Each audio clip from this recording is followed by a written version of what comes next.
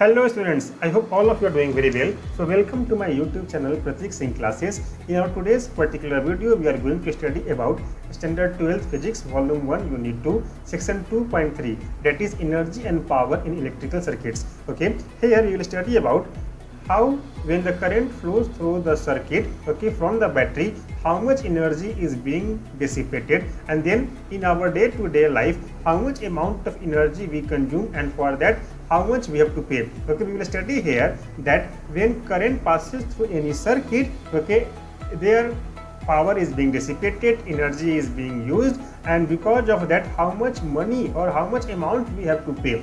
Okay, so this is going to be very interesting, and also this video is related, or this topic is a little bit related to the previous classes of class 9th and 10th. It will, if you remember all those things, it will help you here also. Fine. Please subscribe now to my channel Pratik Singh Classes, like and share to your friends, and hit the bell icon so that whenever I will upload a new video, you will get its instant notification. Fine. So let us start our today's video. Today's topic is energy and power in electrical circuits. Okay, in our previous video we have studied about section 224, that was temperature dependence of resistivity. Okay, and now we will study about energy and power in electrical circuits. Means if in any electrical circuit, if charges are flowing, that means if current is flowing, in that situation how much energy is stored in that and how much power is being consumed by any electrical appliances, we will see here.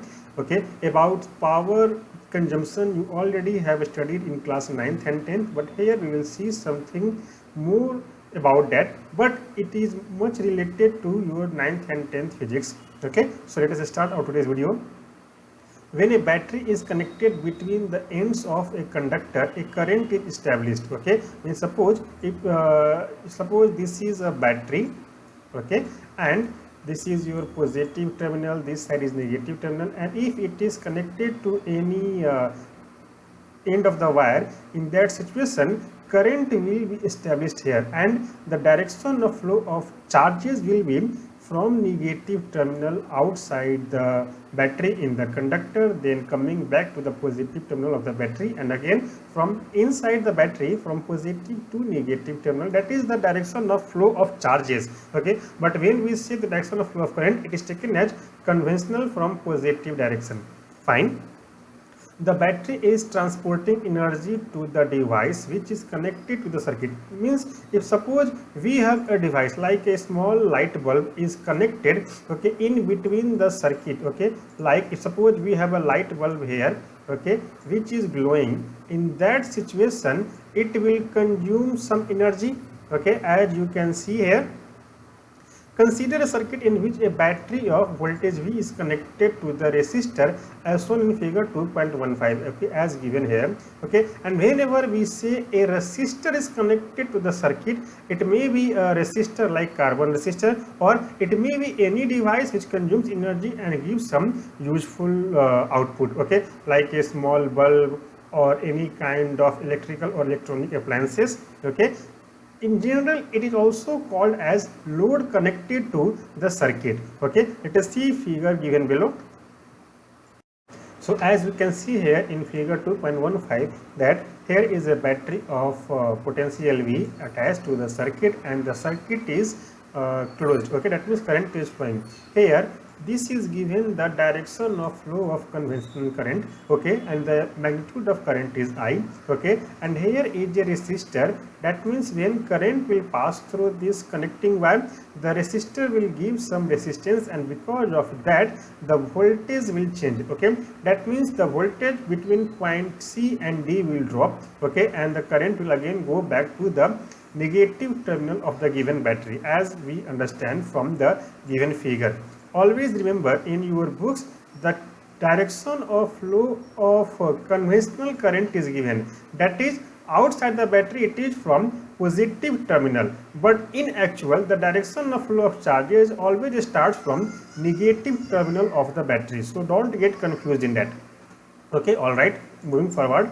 Assume that a positive charge of dq moves from a point A to B through the battery and moves from point C to D through the resistor and back to point A. Okay, so here it is given that 4 points are given, A, B, C and D. Okay, first of all, a very small amount of charge, that is dq, is moving from point A to B, okay, and then again back to point C to D, okay, and again back to point A. Means the direction of flow of positive charge is this way. Always remember that the direction of flow of positive charge will be from positive terminal to negative terminal outside the battery, and the direction of flow of negative charge will always be from negative terminal to the positive terminal of outside the battery, as you can say, okay, like in a anti-clockwise direction as given here. Fine, moving forward, the things, what are the things given here? When a charge moves from point A to point B, it gains potential energy, that is du is equal to V dot dq, okay, or the work done by the charge to move from point A to point B is given by W is equal to du is equal to V dot dq, where V is the potential difference between the terminals and dq is the amount of charge. And the chemical potential energy of the battery decreases by same amount. Means the amount of work done to move the charge from point A to B will be equal to amount of potential energy decreased in the battery. Okay, when this charge dq passes through the resistor, it loses the potential energy, that is equal to V dot dq due to collisions with the atoms in the resistor, and again reaches the point A. Means as the charge will move forward, it will do some work, and because of the amount of work done will be equal to the loss in the potential energy of the battery. Okay, here the potential energy is of the form of chemical potential energy in the battery. Alright, so here this process occurs continuously till the battery is connected in the circuit. That means when you connect the battery to a connecting wire, the charge will start flowing from the battery to the wire and again back to the battery. Okay, but till the time that wires are connected to the terminals of the battery, there will happen some loss in the chemical potential energy of the battery. Okay, means when the charges will move, it will do some work to move from position A to position B, or from first terminal to second terminal and again back and forth. Okay, and because of that some energy will be lost. Okay, this will happen continuously till the time when the potential difference between the two batteries becomes zero, or the potential difference between the two terminals of the battery becomes zero, and then the flow of charge stops. The rate at which the charge loses its electrical potential energy in the resistor can be calculated. Means with respect to time, how much amount of potential energy is being lost by the battery, okay, it is calculated with the help of the given formula here. Let us see how to calculate it. So as we can see here that the electrical power P is the rate at which the electrical potential energy is delivered. That means power is equal to rate of change of potential with respect to time, that is dV by dt, okay, or it is equal to d into V dot dq, okay, because V is constant, it will come outside, so it is equal to V into dq by dt. We know from our earlier videos, okay, that electric current I is equal to dq by dt, so we can substitute this value in this equation 2.31 and we will get the power P is equal to potential into electric current, that is P is equal to V into I. Okay, this expression gives the power delivered by the battery to any electrical system when I is the current passing through it and V is the potential difference across it. When we say potential difference across it, that means the potential difference between the terminals of the battery. Okay, till the time there will be some potential difference between the terminals of the battery, up to that time only the current will flow in the conductor. Okay, once the potential difference becomes zero, okay, the battery will further not deliver any kind of power, or further charges will not flow inside or outside the given conductor or the battery. Fine. The SI unit of electrical power is watt, that is 1 watt is equal to 1 joule per second. Okay. Commercially, the electrical bulbs used in houses come with power and voltage ratings only. Okay, and it is like from 5 watt 220 volts, or 30 watt 220 volts, 60 watt 220 volts, and likewise also. Okay, as you can see here, electric bulbs are given, and the power rating is also written on the top of the bulb. Okay, usually these voltage ratings refer AC root mean square voltage. Okay, about this root mean square voltage we will study later, because before this we have to learn a lot of other phenomenon which will lead us to understand what is the meaning of RMS or root mean square voltage.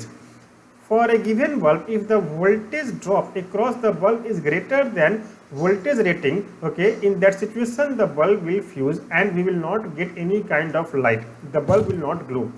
Using Ohm's law, power delivered to resistance R is expressed in other forms like P is equal to IV, okay, and we know that V is equal to IR, so it is equal to I into IR is equal to I square R, or P is equal to IV and I is equal to V by R. So again we can say that P is equal to V into V by R, that is V square by R. So here we have seen 4 different equations or formulas for using the power, or to find out the power delivered, that is equal to P is equal to dV by dt, or V into dq by dt, or I square R, or V square R. Okay, whatever is the situation asked in the question, you have to apply that type of formula only.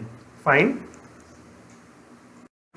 Okay, so let us see what are the thing given in this box. Okay, the electrical power produced, okay, means the power given by the battery, or dissipated. Dissipated means how much amount of power being consumed by the electrical appliances connected to the circuit by resistor is I square R.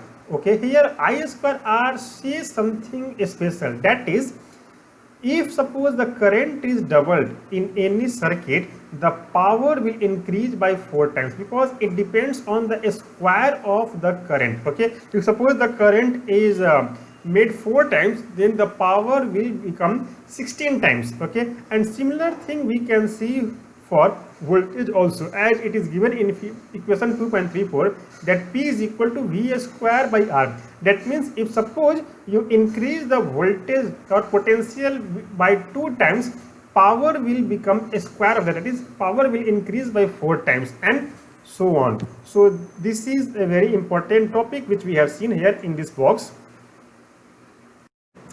Okay, fine. So here something given which is related to our day-to-day life. Okay, that we, in every 2 months once we go to pay electricity bill, the question arises here is how to calculate how much amount of energy or electricity we have consumed, and for that how much amount of money we have to pay. Okay, and the calculation method is given here.